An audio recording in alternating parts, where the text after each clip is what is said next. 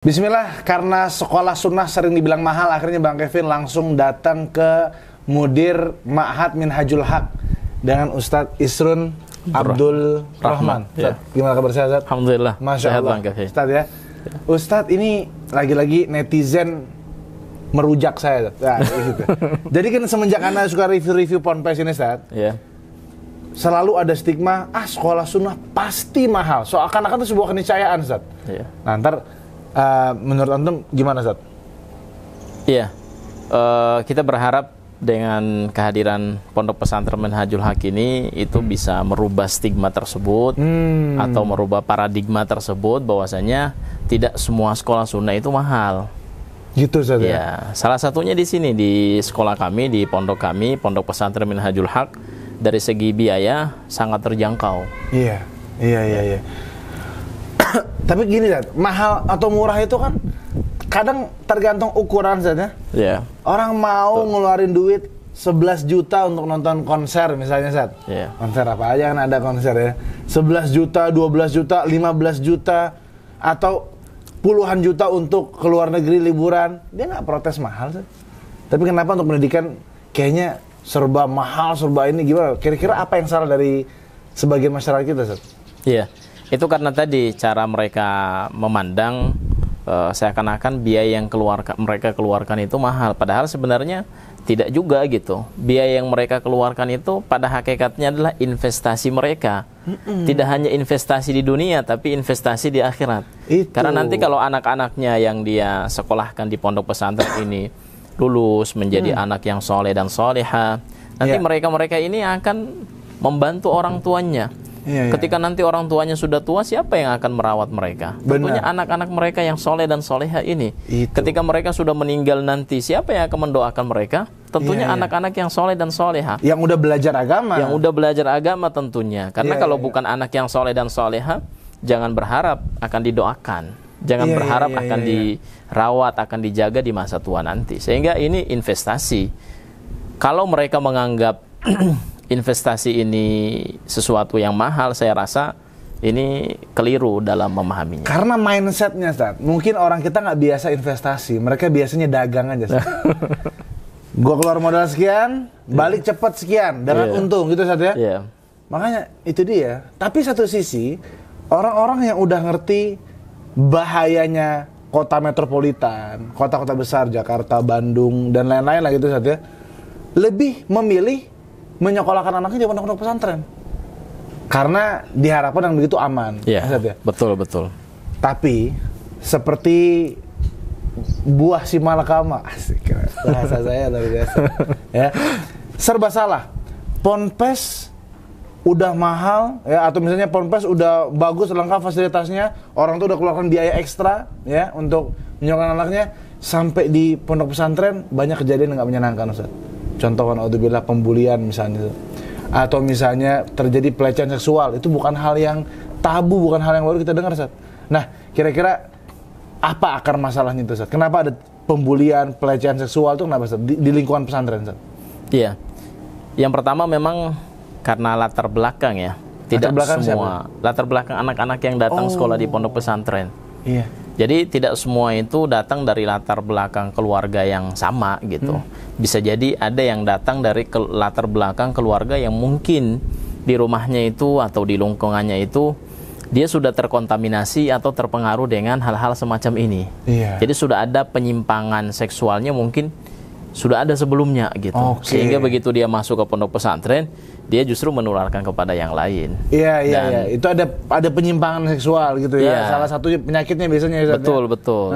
Biasanya datang dari luar. Iya, kalau yang terjadi, Ustaz, naudzubillah, dari guru ke muridnya, itu juga sering kita temukan, Ustaz. Itu apa yang salah dari lingkungan pesantrennya, Ustaz? Bisa jadi latar belakang gurunya. Jadi sebelumnya dia sudah punya penyakit itu, kemudian dia masuk ke salah satu pondok pesantren, di situ mungkin dia menularkannya kepada yang lain.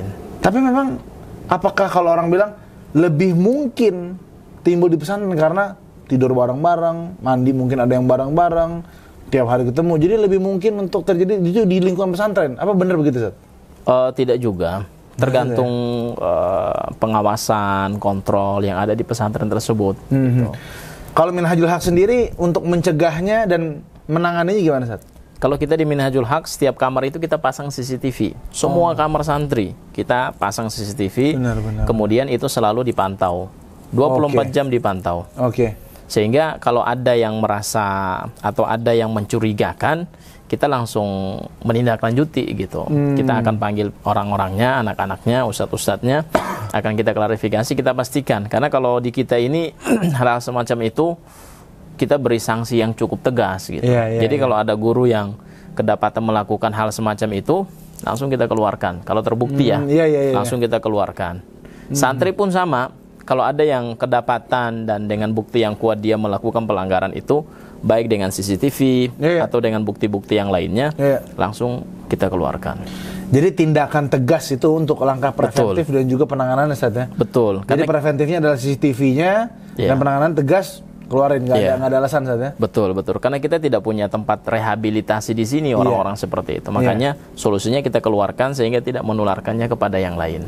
Ada nggak sih kalau di Minhajul Haq ini indikasi awal, misalnya ada mungkin psikotesnya atau kelihatan nih anak kayaknya mulai agak-agak entah dia abusive, keras, membuli orang atau dia ada penyimpangan seksual atau gimana, Ustaz? Ada pemeriksaan awal nggak, Ustaz, di sini sebelum masuk, Ustaz? Ada. Iya. Ketika PPDB, kita biasanya mengadakan interview, kemudian ada psikotes. Yang di situ kita berharap kita bisa mengungkap kepribadian anak-anak tersebut.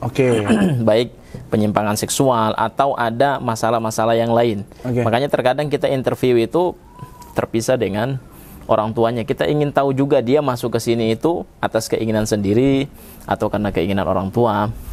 Kemudian beberapa hal yang kaitannya dengan keseharian dia pun kita tanyakan. Sehingga kalau ada indikasi orang ini mungkin kita tandai, dan nanti di saat dia belajar kita akan melakukan kontrol yang mungkin lebih ketat dibandingkan dengan yang lainnya. Ustaz, ini nanti sebelum kita masuk kepada program-program Minhajul Haq dan apa persyaratan segala macam, Ustaz ya. Ada juga segini, Ustaz, keresahan netizen lagi-lagi, Ustaz, Masya Allah. Netizen sering bilang katanya percuma masukin ke pondok, nanti yang ujung-ujungnya sakit kulit, gatal-gatal, ada bahasanya budukan atau apa. Sebagian santri juga mungkin yang Anda tahu mengalami itu, Ustaz. Nah, di Minhajul Haq gimana untuk menjaga kebersihan, Ustaz? Kalau di Minhajul Haq sendiri, pertama dari airnya, air yang digunakan sini adalah air yang memang kita ambil langsung dari gunung. Jadi di atas gunung, Ustaz? Iya. Enak, bro. Ini udah di ketinggian 800 meter, kemudian di belakang pesantren ini ada gunung. Kami mengambil air langsung dari situ. Jadi untuk kualitas air di sini insya Allah bagus, dingin, bersih, dingin. Anak mandi pagi-pagi aja. Subuh-subuh menggigil.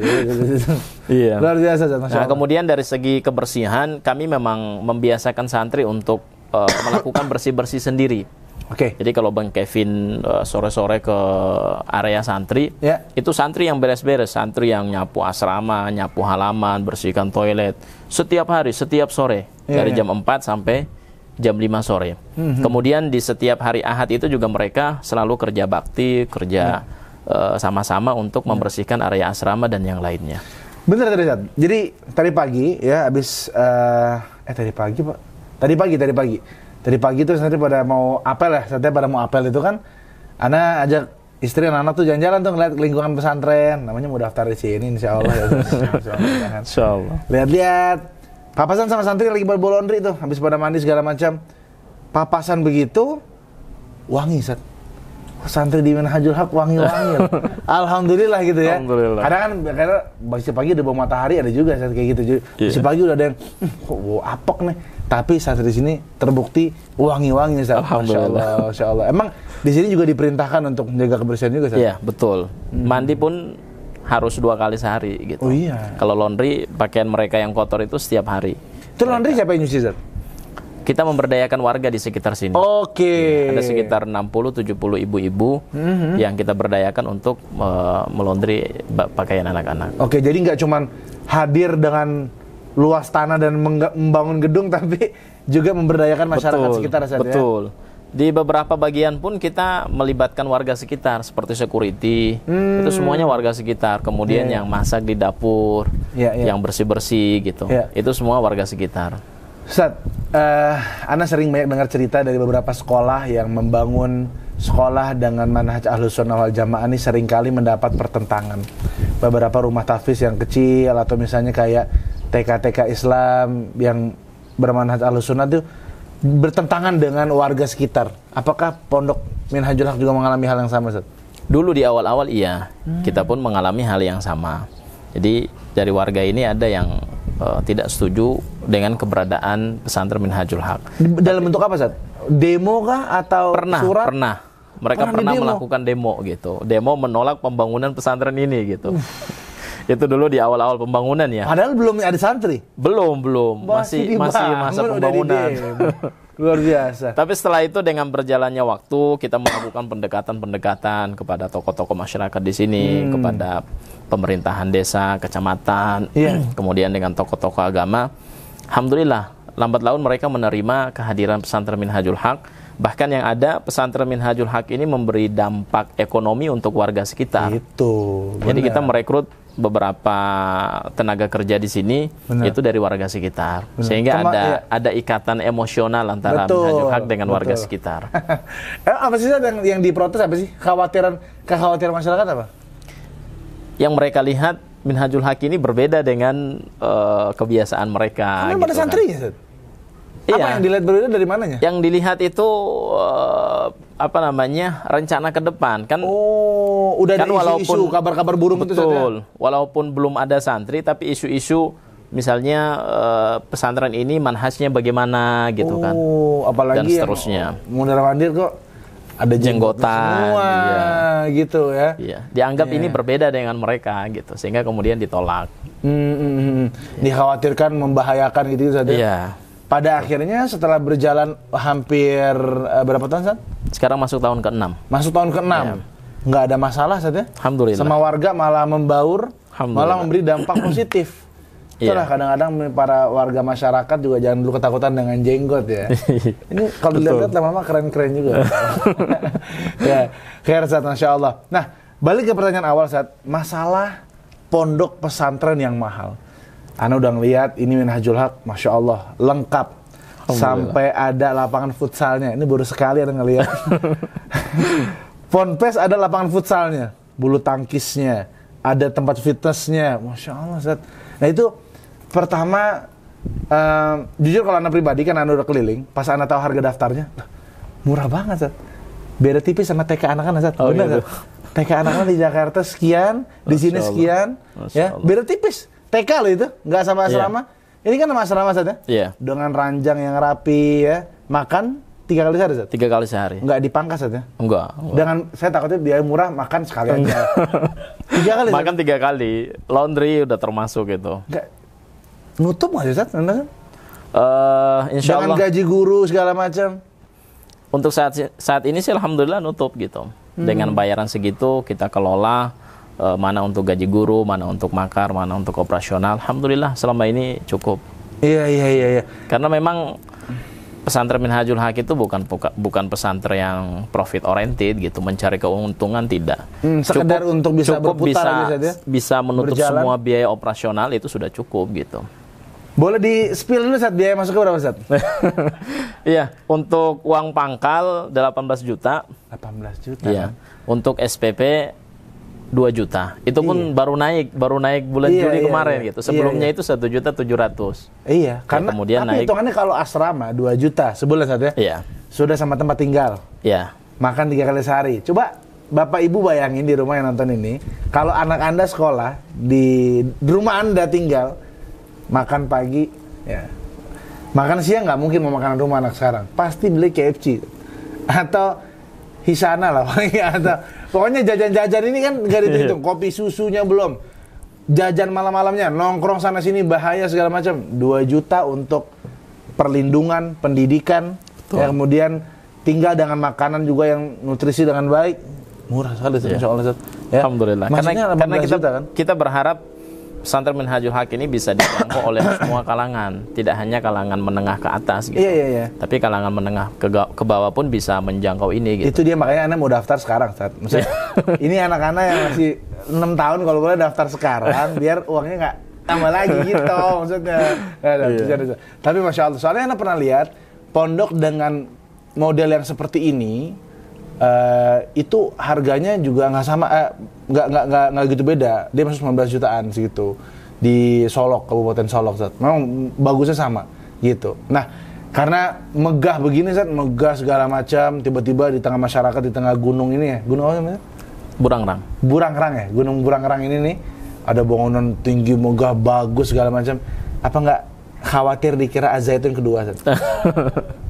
Kalau kita melakukan pendekatan dengan masyarakat, dengan pemerintah, dengan kepolisian, dengan Koramil gitu. Oh iya ya, ngobrol. Jadi, komunikasi. Iya, siapapun bisa datang, masuk dan melihat langsung aktivitas kami di dalam itu seperti apa. Jadi tidak ada unsur-unsur yang perlu dicurigai atau perlu ditakuti, tidak ada. Benar. Iya, Zat, alhamdulillah. Jadi udah clear ya, masalah mahal itu benar-benar sangat tergantung ada ngukurnya dari mana kan gitu. Kalau kita hitung perhitungan rincinya gimana, mungkin per hari di sini hanya keluar berapa lah gitu. 2 juta bagi 30 aja berapa tuh, berarti 60.000 ya? Apa 6.000 sih? Biar sekitar 60-70 ribu. Biar ya 60 ribuan ya. Coba biar sahih nih, Saat, biar sahih. 2 juta bagi 30.000.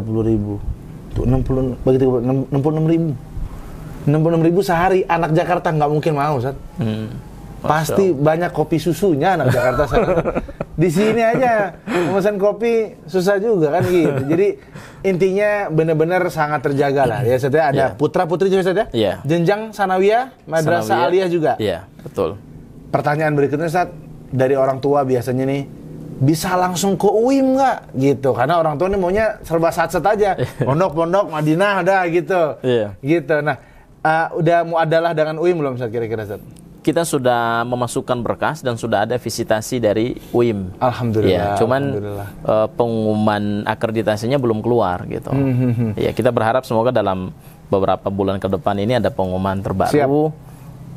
Semoga ada nama Minhajul Haq masuk dalam daftar yang diakreditasi. Tapi kalau berkas-berkas semua sudah kita lengkapi, sudah kita kirimkan, kemudian visitasi juga sudah dilakukan oleh. Jadi orang UIM datang? Orang UIM datang. Ke Minhajul Haq? Iya, Dr. Abdul Karim. Ke villa ini nggak?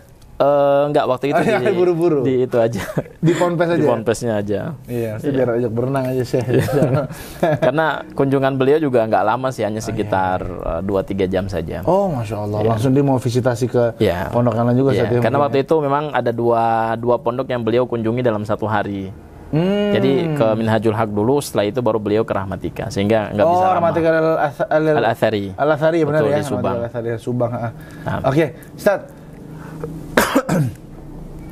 Terkait dengan tadi muadalah segala macam, kalau yang udah dilakukan oleh Minhajul Haq ini kemana, Ustaz, muadalahnya? Kita dulu sudah ada kerjasama juga dengan Universitas Internasional Afrika. Waktu itu kita di Sudan. Di Sudan. Waktu itu kita undang. Sudan bahasa Arab ya? Bahasa Arab. Bukan bahasa Afrika ya? Enggak. Dia dekat dengan Mesir, sampingnya, negara tetangganya Mesir. Jadi rektornya waktu itu kita undang ke sini, kemudian kita adakan pertemuan dan MOU kerjasama. Oke. Ya, kemudian insya Allah di beberapa waktu yang akan datang kita juga akan berusaha untuk menjalin kerjasama dengan Universitas Al-Azhar di Mesir, gitu. Sehingga lulusan dari pesantren Minhajul Haq, dia tinggal memilih mau lanjut ke UIM, ke Mesir atau ke Sudan, atau bisa juga ke depan kita akan buka beberapa jaringan ke negara lain seperti di Yordan atau di Maroko atau di Turki. Kita berharap ke depan seperti itu. Jadi ini adalah pintu bagi anak-anak Anda untuk bisa berkuliah di Timur Tengah atau kuliah dengan bahasa Arab saja. Iya.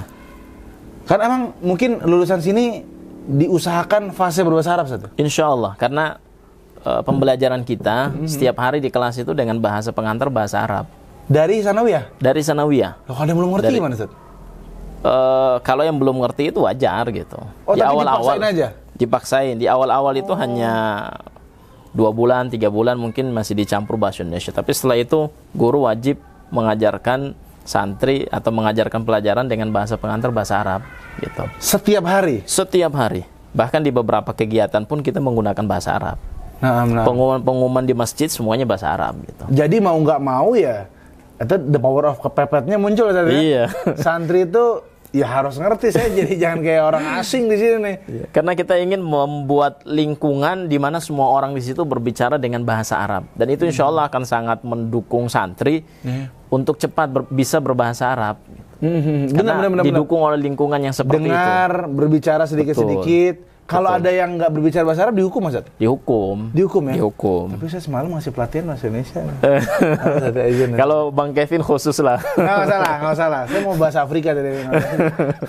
Ubu, Ustaz, syukuran informasi, Ustaz, Masya Allah. Ya. Jadi memang di sini ditargetkan lulusannya adalah fase berbahasa Arab. Berbicara, ya pasti. Membacanya, Ustaz? Membaca juga. Berbicara, membaca, menulis, dan mendengar. 4 maharatul lughah itu bisa dikuasai oleh santri kita. Oke. Kalau Bang Kevin mau nyoba juga boleh gitu. Nanti kalau ketemu santri ajak ngobrol bahasa Arab aja gitu. Bahasa Arab paling kita mentok di Kaifah Haluk. Ustaz, Masya Allah. Nah, jadi kayak gitu memang ditargetkan seperti itu, Ustaz, ya. Kalau memang hafalan Quran gimana, Ustaz? Kalau hafalan Quran di MTS MA memang tidak banyak. MTS itu targetnya 5 juz. Juz 26 sampai 30. Kemudian yang di MA di Madrasah Aliyahnya itu juga 5 juz. Dari juz 1 sampai juz 5. Jadi total 10 juz. Tapi kita juga punya di sini namanya Markas Tahfidz. Nah, itu maksudnya. Jadi Markas Tahfidz Putra-Putri. Programnya terpisah tadi, Ustaz, ya? Terpisah. Tempat terpisah, program terpisah. Semuanya terpisah. Ya, jadi tingkat jenjang sama-sama sanawiyah. Betul. Pas kita mau daftar, ibu bapak mau daftar kemana? Ke yang ma'had umumnya, regulernya, atau yang tahfidznya? Iya, betul. Kalau tahfidznya berarti PKBM deh, Ustaz? Enggak, tahfidznya itu nginduk ke MTS. MTS kita juga sendiri di sini. Jadi setiap semester itu mereka ada ujian juga gitu. Tapi saling kenal nggak, Ustaz? Kenal juga. Kenal, karena satu lingkungan ya. Kadang-kadang olahraga mungkin masih ketemu. Oh, gitu. Mungkin kalau sholat kadang-kadang sholat Jumat masih ketemu di masjid. Jadi kenal insya Allah. Jadi kalau yang tahfiz ini ditargetkan 30 juz. 30 juz dalam 2 tahun. Masya Allah. Jadi targetnya sisa belajarnya berarti buat mutkin 1 tahun lagi itu untuk pengambilan sanad. Di tahun ketiga itu pengambilan sanad. Kemudian diisi dengan pembelajaran bahasa Arab atau pembelajaran yang lainnya. Ilmu syar'inya. Untuk menunjang dia melanjutkan ke jenjang MA.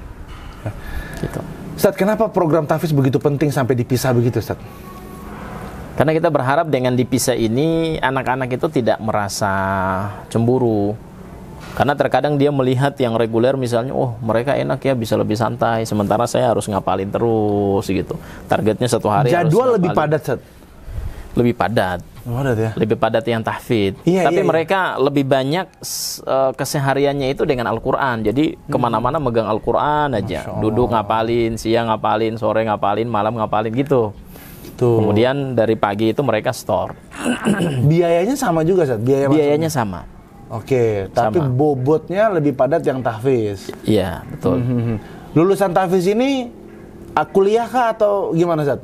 Enggak, jenjangnya masih sanawiyah aja? Masih sanawiyah. Oh gitu. Kita ada progres insya Allah ke depan. Kita juga ada rencana untuk membuka yang SMA-nya, SMA tahfidz gitu. Oke. Kalau sementara baru ada SMP tahfidz. Ustaz, itu yang tahfidz dibekali ilmu umum juga, Ustaz? Untuk dia masuk SMA atau mungkin aliyah? Ada, negeri tapi atau aliyah kita sendiri? Ada, tapi sistemnya adalah sistem belajar blok. Gimana sistem itu? Blok itu nggak setiap hari mereka belajar. Oke. Setiap hari apa mereka aja? Belajar itu di hari Sabtu aja. Oh, Sabtu aja. Selama Sabtu dia berarti belajar umum. Iya, hari Sabtu itu mereka belajar umum, kadang-kadang juga ada pelajaran agamanya juga, tapi khusus hari Sabtu. Dari jam 7:30 atau jam 8 sampai zuhur. Ya. Peminatnya lebih banyak yang mana, Ustaz? Untuk tahfiz atau yang reguler? Kalau saat ini lebih banyak yang reguler. Reguler ya, karena mungkin dari Jabodetabek ini, Ustaz, ya. Iya. Orang tua sebagian khawatir banget, takut gitu kali. Cuma baca Quran doang, ntar takutnya gitu ya. Padahal dengan baca Quran aja itu bisa jadi macam-macam, Ustaz, ya. Betul, bisa jadi imam, bisa jadi khotib, bisa jadi ulama malah. Benar. Paling enggak bisa jadi pembimbing travel haji umrah. Itu bisa bolak-balik haji umrah. Itu Ustaz, Masya Allah, Masya Allah. Ustaz, oke. Terakhir, Ustaz, terkait dengan program Minhajul Haq ini, Ustaz, kira-kira kedepannya Apa rencana antum saat sebagai mudir dari Minhajul Haq? Kita berharap ke depan ada pengembangan-pengembangan yang kita lakukan. Dan dalam waktu dekat ini kami ingin membuka sekolah tinggi. Sekolah tinggi? Sekolah tinggi. Saya udah lihat tuh di kantornya kan, sekolah tinggi agama Islam. Iya, itu rencana dalam waktu dekat. Kemudian kita juga berencana ke depan itu membuka semacam cabang lah gitu. Cabangnya pesantren Minhajul Haq di tempat yang lain. Dengan fasilitas yang sama juga atau yang mungkin lebih mini mungkin?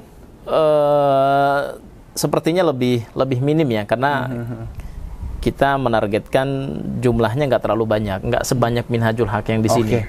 Namanya hanya di kisaran juga? Ya, mungkin hanya di kisaran 300-400 orang.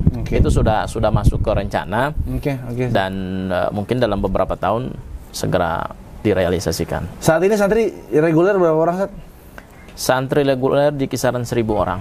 1.000 orang ya? Ikhwan akhwat, Ustaz, Ikhwan dan akhwat, betul. Kalau yang tahfidz, Ustaz?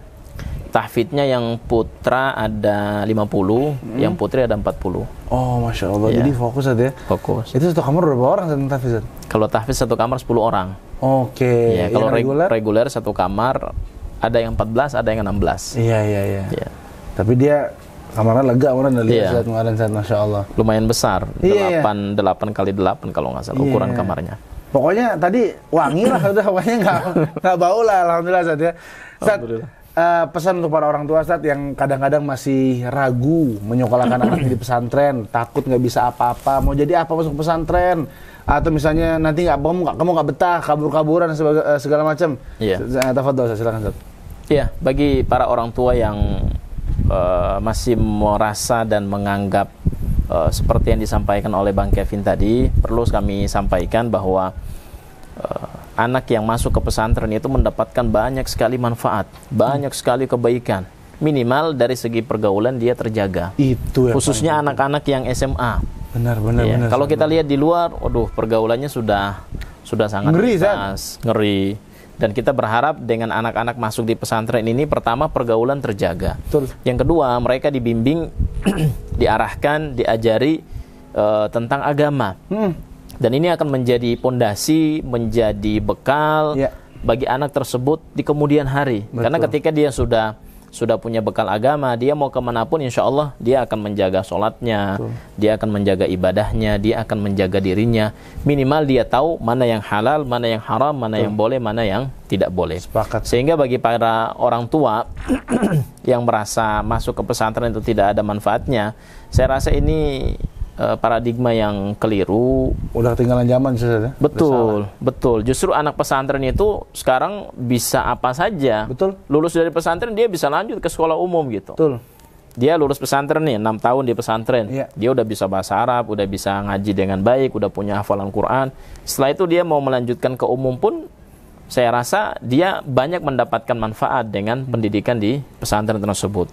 Dan menjadi santri itu kalau sekarang bukan sesuatu yang ketinggalan juga, tidak seperti dulu-dulu mungkin ya. Betul. Bahkan kalau kita lihat wakil presiden kita kan dulunya santri. Benar, Masya Pak Ma'ruf Amin itu kan dulunya santri di pesantren gitu kan. Sekarang jadi wakil presiden. Iya. Ini bisa sampai jenjang sana Ustaz ya. Betul.